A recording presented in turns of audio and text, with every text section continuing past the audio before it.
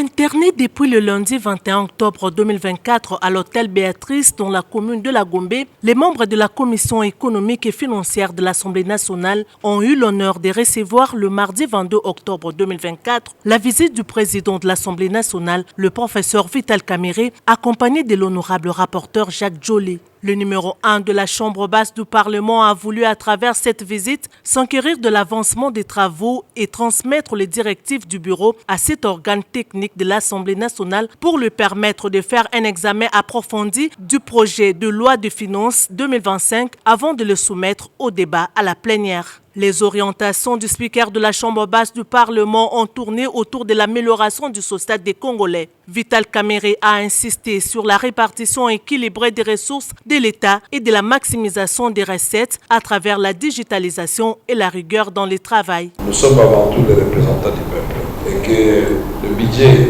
comme toute théorie économique, qui n'a pas comme finalité l'amélioration des conditions de vie de nos populations, ça ne sert à rien. Beaucoup de questions ont été soulevées concernant la répartition des ressources nationales de façon déséquilibrée et injuste pour certaines provinces. C'est l'occasion de corriger cela ici à l'ECOFIN. Il faudra respecter la chaîne des dépenses en évitant tout dépassement budgétaire et faire le monitoring de l'état de l'exécution budgétaire, a martelé le speaker de la Chambre basse du Parlement. Pour le professeur Vital Kamerhe, il faut rééquilibrer les dépenses de consommation et les dépenses d'investissement ainsi que la disparité salariale. Ces élus nationaux doivent examiner minutieusement des programmes lancés par le gouvernement à l'instar de la gratuité de l'enseignement et de la couverture santé universelle, ceci pour le bien de la population congolaise qui attend beaucoup de cette législature. Le professeur Vital Kamerhe s'est fait compléter par 3 éminents experts en finances publiques, à savoir le professeur Mabi Moulumba qui a exposé sur le rôle de la reddition des comptes dans les budgets de l'État, le professeur Mokonda Bonza Florentin qui a développé son exposé sur le rôle de l'investissement dans la croissance économique d'un pays et l'honorable Alain Ngunda, ancien rapporteur de la commission ECOFIN du Sénat.